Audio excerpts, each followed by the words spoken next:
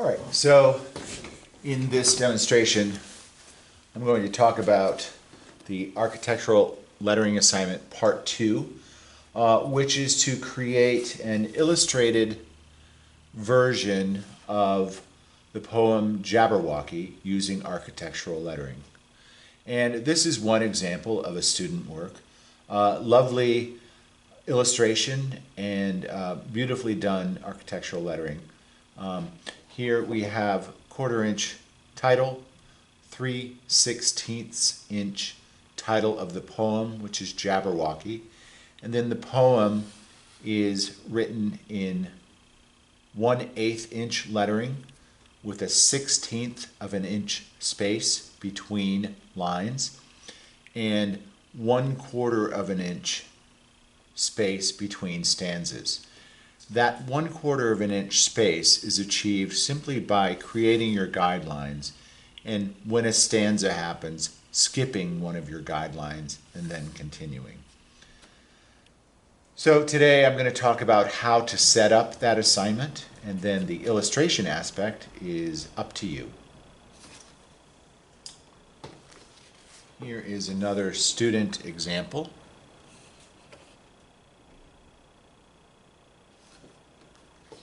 And here is a third student example. All right, so we're going to start out with the Bristol board. And for setting up these assignments, it's easiest to keep the page in the pad, and that will allow you to actually use the pad for your T-square to keep your lines straight. Also, I usually turn the pad upside down so that I can put my T-square on the top and slide it back and forth that way. And I have a flat edge as opposed to the top of the page, which has a rough edge, and once you've torn pages out, then you can't really use it as a straight edge. So, okay, so we're going to go through the measurements for creating these lines, and we're going to make our lines. So we're going to start out by creating our 1 inch margin at the top. So I'm making a margin at 1 inch. I will tell you that I'm making my marks darker than I typically would for the sake of this demonstration, so that you can more easily see the guidelines. So top margin, 1 inch. The title is going to be 1/4 of an inch. And I'm going to go ahead and put in the guidelines for my title. Again, I'm using this side of the Bristol board for straight edge. And I'm going to put those lines in. So that's 1/4 of an inch for the title. For the title of the poem, you're going to measure down 2 1/2 inches and make a mark. And then the title of the poem is going to be 3/16 of an inch, or 3 little ticks. 1, 2, 3/16 of an inch. And that will be the space for the title of the poem.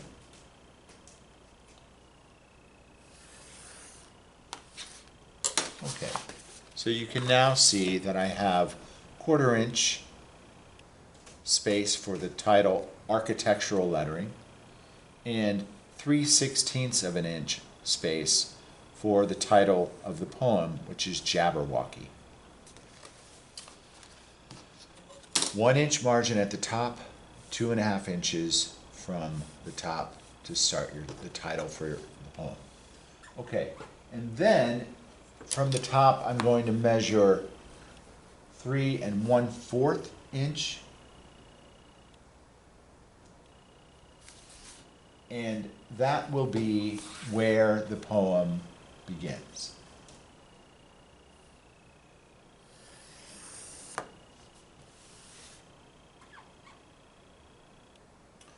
So that is the first guideline for the text of the poem. Now what I'm going to do is I'm going to create the lines for the poem, and my poem, I'll need a total of 1, 2, 3, 4, 5, 6, 7, 8, 9, 10, 11, 12, 13, 14, 15, 16, 17, 18, 19, 20, 21, 22, 23, 24, 25, 26, 27, 28, 29, 30, 31, 32, 33, 34 lines of text. And that includes the spaces that I'm going to skip for the spaces between the stanzas. Okay, so from here, I'm going to create a bunch of 1/8 inch spaces divided by 1/16 inch spaces that will go between those lines of text. So I'm going to measure down 2 ticks and then 1 tick. 2 ticks, 1 tick, 2 ticks, 1 tick. When I say a tick, I'm talking about 1/16 of an inch. 2 ticks, 1 tick, 2 ticks, 1 tick, 2, 1, 2, 1, 2, 1, 2, 1, 2, 1, 2, 1,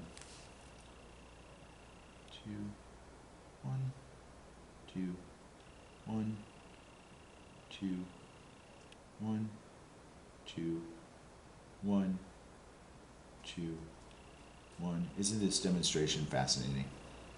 2, 1, 2, 1, 2, 1, 2, 1, 2, 1, 2, 1, 2, 1, 2. I think you get the idea. Then what I'm going to do is I'm going to go ahead and draw in those guidelines. So here is my first space, and then the 1/16 inch, the single tick, is the space between my lines.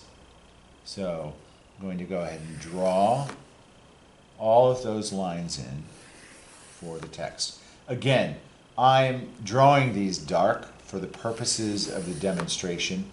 Typically what I do, I think I'll just stop for a second. So there's a 1/16 inch line. So you can see that those are very dark lines. Typically what I'll do is I'll go to my mark and I'll really just drag the pencil across without putting very much pressure on. What I'm trying to do is create lines that are dark enough for me to see, but light enough for me to erase. Always make sure that your T-square is flat against the edge. And so I'll go on and do that until I have all the lines that I need for the poem. So once I've completed the poem, and let's just say for the sake of the demonstration that my poem ends, that the last line of my poem is here, 1/8 inch space, and so now I have all the spaces for my poem. The next thing that I'm going to do is, remember, you always have a 1/2 inch margin at the sides. So I'm going to mark my 1/2 inch margin here and here. And from the bottom, you also have a 1/2 inch margin. So I'm going to go ahead and put that there. And then your name will be 1/8 of an inch above that margin. And then I'm going to measure 1 1/8 of an inch up. And that will be the bottom of my illustration area. And I'm going to go ahead and draw those lines in. Twist around a little bit. So there's my 1/2 inch margin, my 1/8 inch space where I'm going to put my name, and then I've measured up 1 1/8 inch. And that is the bottom of my illustration. Won't go beyond that area. Okay, now what I'm going to do, first I have to mark in my margins, so make sure that's flat against. And there's my margin. I need to extend that a little bit down to the bottom of the page. And here's my margin on this side.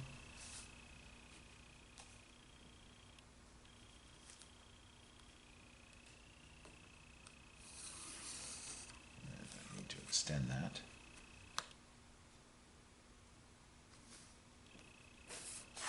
Okay. Now what I'm going to do, I'm going to define the size of my margins. And I'm going to draw a line where my text will begin. So I'm going to make a mark at 2 inches and then 2.5 inches. And on the other side, I'm going to come in 2 inches from the edge, from the side. 2 inches.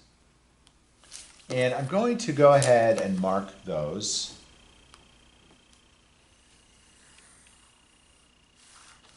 And mark this. So again, this measurement is 2.5 inches. I'm sorry, this measurement is 2 inches from the side and 2.5 inches. The 2.5 inch line is where my text will start. So I'm going to start the poem.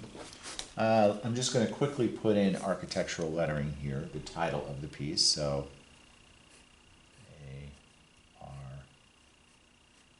And I'm working a little more quickly than I normally do for the sake of the demonstration. So my lettering might not be as perfect as I might want it. So architectural lettering.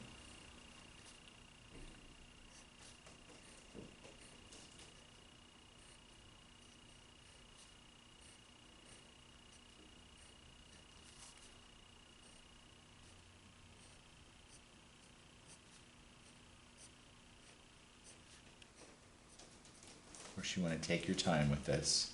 Make sure that it's perfect. Okay. Architectural lettering. And that's centered. And then the poem itself, the title, 3/16 inch lettering, will be Jabberwocky. I'm going to go ahead and put that in.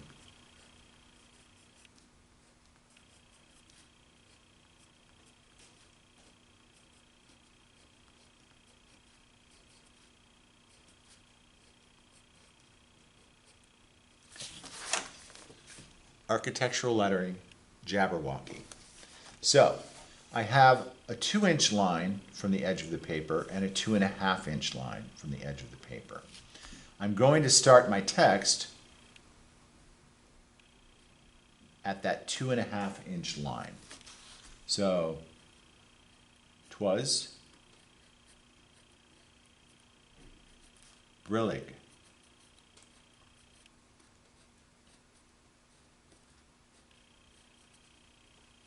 And the slidey toves.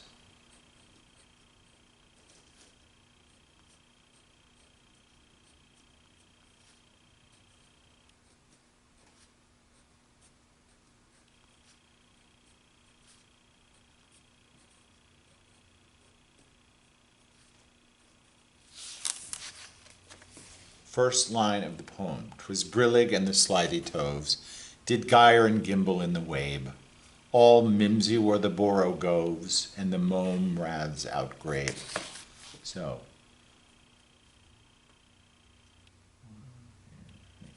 and the last line of that stanza is and the mome. Again, I'm moving a little bit faster than I normally would so that I can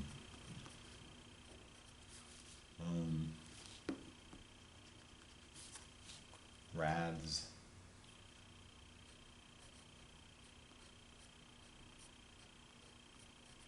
outgrabe.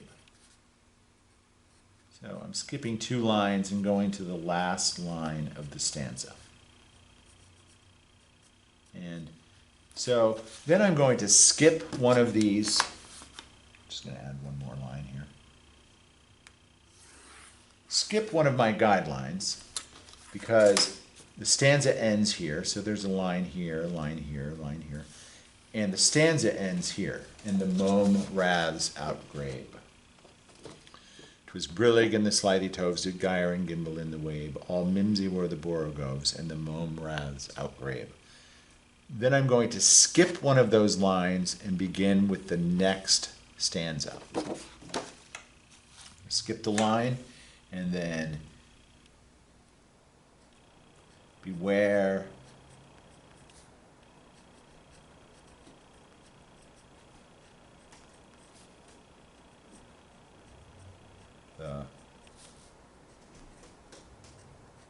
again,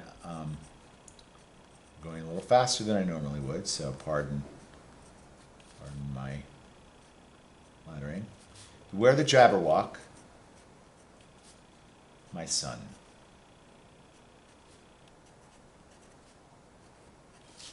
The jaws that catch the jaws that bite, the claws that catch. Okay, the jaws that bite, the claws that catch. So I would finish that stanza and then again skip a space between that stanza and the next. So I'm going to continue that until I get to the last line of the poem, which happens to be, again, and the mome raths out grabe. So still on the same line. And the mome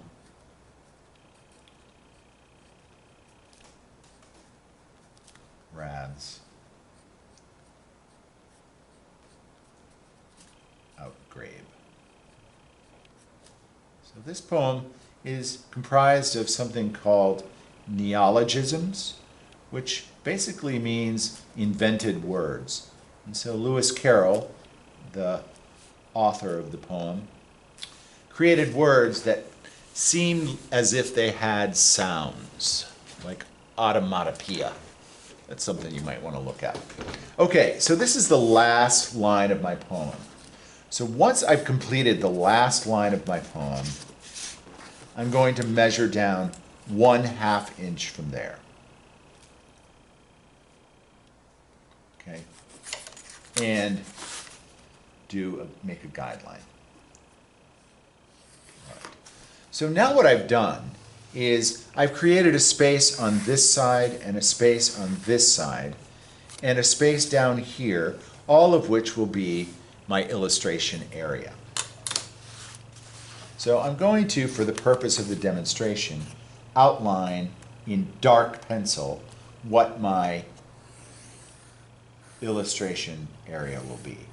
So 1/2 inch down from that text, and I'm going to go up to the top of Jabberwocky. I'm not going to go beyond that. Actually, I can use this. So that is 1/2 inch to the left of where my text is. Of course, your lines won't be this dark. Actually, I can do it this way. Your lines won't be this dark. I'm making them this dark so that you can see it. Okay. And then that line down here, I'm going to go ahead and darken that in as well.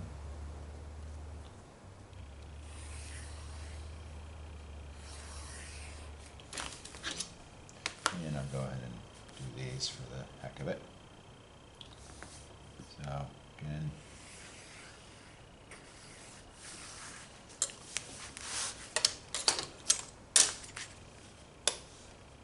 actually, it's probably better to do it that way.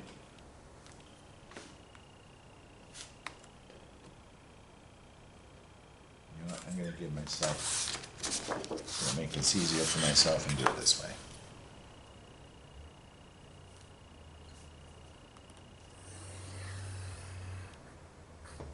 What I'm doing for you now is just defining, showing you more clearly what the design area, where your illustration is going to go. And for the sake of clarity, I'm going to go ahead and erase the guidelines here.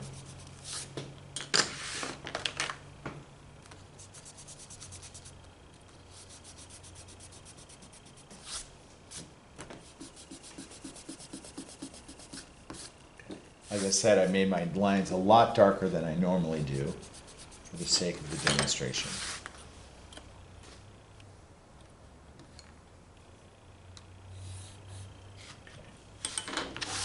And then I'll go ahead and finish it here.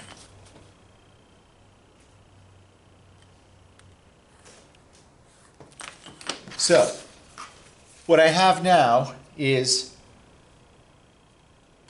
a 2-inch area for illustration on this side of the poem, a 2-inch area for illustration on this side of the poem, and then I have this area down here, all for the illustration.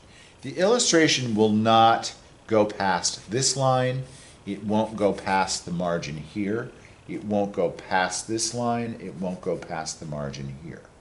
You're not going to outline the illustration area the way that I did here. Instead, what you're going to do,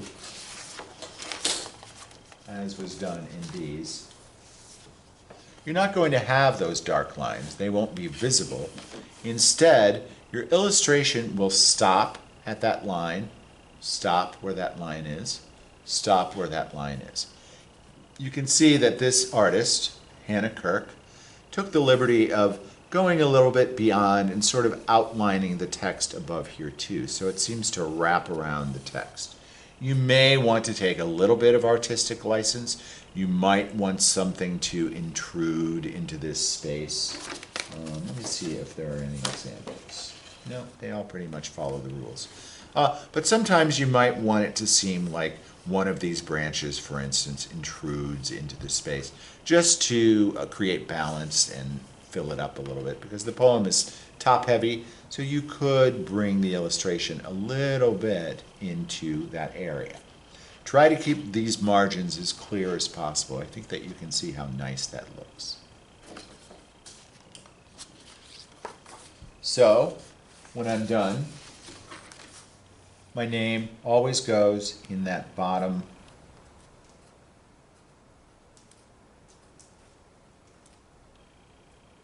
right-hand corner. And it never goes beyond this right-hand margin. So that's the setup, and this is an example of what the finished product might look like.